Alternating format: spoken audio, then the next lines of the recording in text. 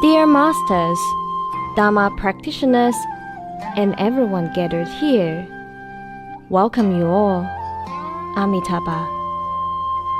Today, I would like to give a special Dharma talk entitled Passing Through 5 Barriers and Enlightening 6 Generals to Gain Bodhi. So-called Passing Through 5 Barriers means we will discuss 5 essential topics, highly summarized and abstracted from the Shurangama Sutra. The topics are from simple to abstract and are closely related, while enlightening 6 generals means 6 of our false perceptions will be eradicated one by one. When 6 topics, with the last one separated from the content of the previous 5, in order to make further explanation, are expounded.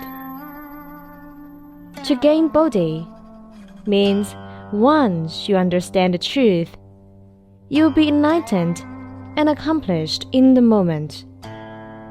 This enlightenment is called understanding the mind and seeing the nature. You will see the true face of all things. Confused in 5 desires and 6 dust, all beings have hence lost the wonderful use of innumerable merits of the nature of their true mind. Now, through this Dharma talk, we are going to be free from layers of confusions and upside-downness in the moment. The ancient said, "Heaven, earth, and I are of the same root. All things and I are of the same body. So are the truth of Dharma." The Tripitaka and 12 divisions are all developed on this purpose. As we all know, originated from India and thrives in China, Buddha Dharma, Mahayana Buddhism in particular, is the most influential on the mainland China. In the long river of history of over 2,000 years, Buddha Dharma has gone through waxes and wanes. Look at today's world. People's understanding of Buddha, Buddhist Sutra, and Buddha Dharma varies.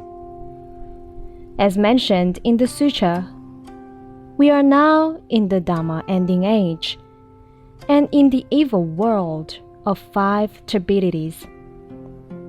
All beings are drinking bitterness and eating poison. Their annoyances arise like wildfire.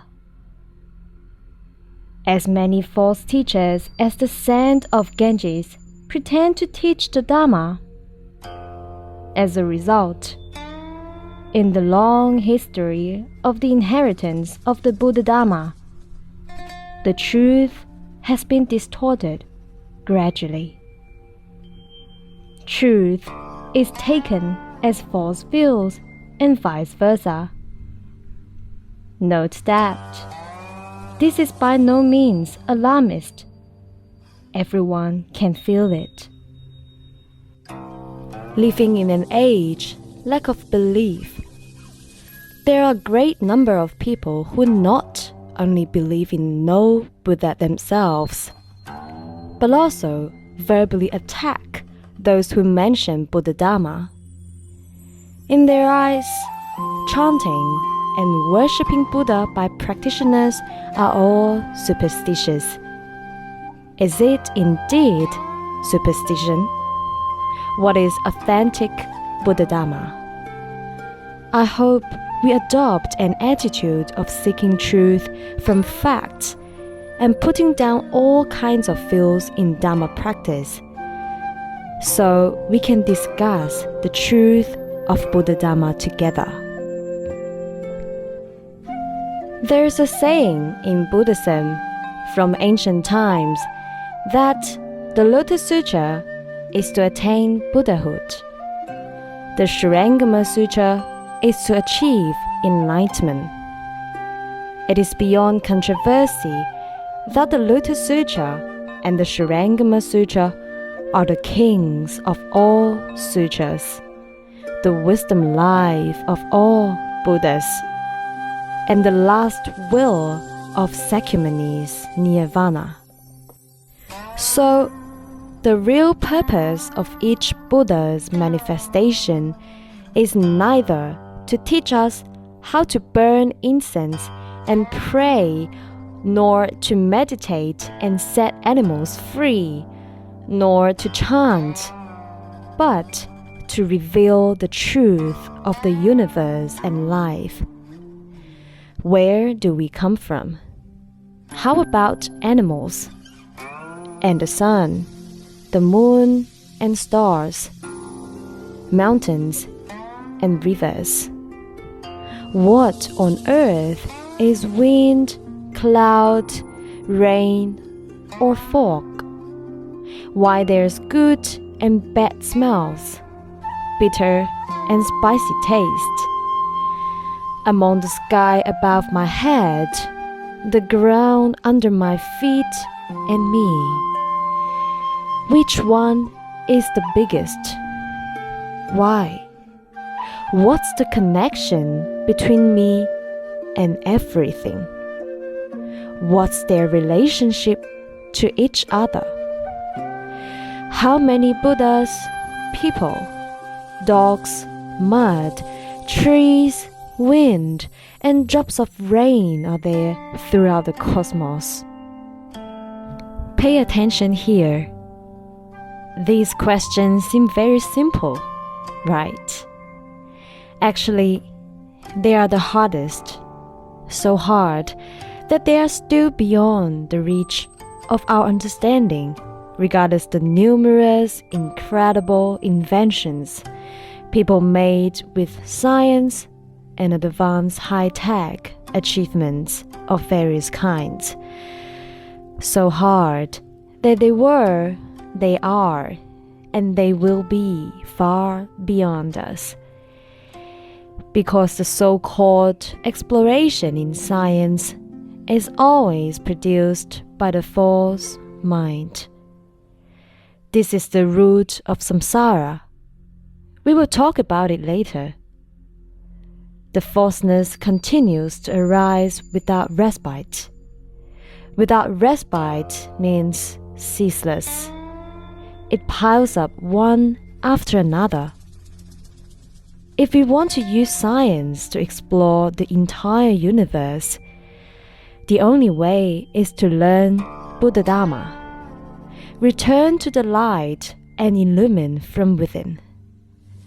Meanwhile, these questions are the easiest, so easy that they can be simplified to just one sentence, one word, one dot. A drop of water, a piece of cloud, and a grain of dust are of the same body as Buddha. No one is not the other. Only because it is too simple, we neglected it and caused all sufferings today. To solve these questions is the original intention of all Buddha's manifestation, namely, to enable all beings to acquire a true understanding of our entire surroundings, including personnel, social, and natural environment. To make it short, Buddha Dharma is about science and philosophy. But it is the science beyond science, philosophy beyond philosophy. All in all, it is just about a truth. A thus have I heard, and Amitabha. Thus is A in Amitabha. Have, me, I, ta, and heard, ba, Buddha.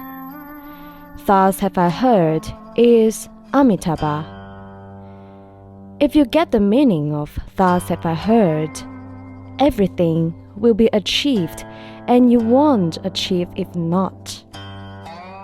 Before you understand the reality in one vehicle Dharma, frankly speaking, except this wonderful Dharma, all the other innumerable sutras are just Buddha's expedient means, which are neither complete, nor ultimate, nor true. Maybe you have many doubts. Please don't worry and listen patiently. Just because it is different from what you have previously heard about Dharma, a more dedicated heart being able to ponder is required. Meanwhile, we should firm our confidence and trust ourselves. Without huge merits, you won't be sitting here today learning this best ever Dharma gate. If you give up halfway, that will be your greatest ever regret and loss. We should treasure such an opportunity. The practice of these Dharma gates, which are neither complete, nor ultimate, nor true, enables us to acquire blessings of humans or celestial beings, or certify arhats nirvana at most. Accumulating blessings is just like shooting an arrow up to the sky, which will fall in the end. So-called arhats nirvana is not real nirvana and Buddhahood. Nirvana is neither birth nor death. So the Dharma gates we usually see, such as burning incense, worshipping Buddha, praying, chanting, meditating, setting animals free, etc., are not the fundamental purpose of Buddha Dharma.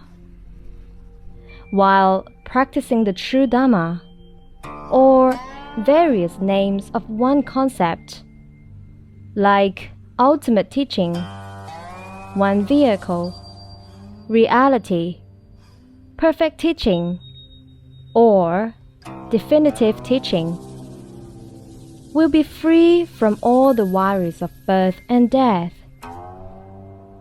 merit and virtue, which will never be exhausted in our many lifetimes.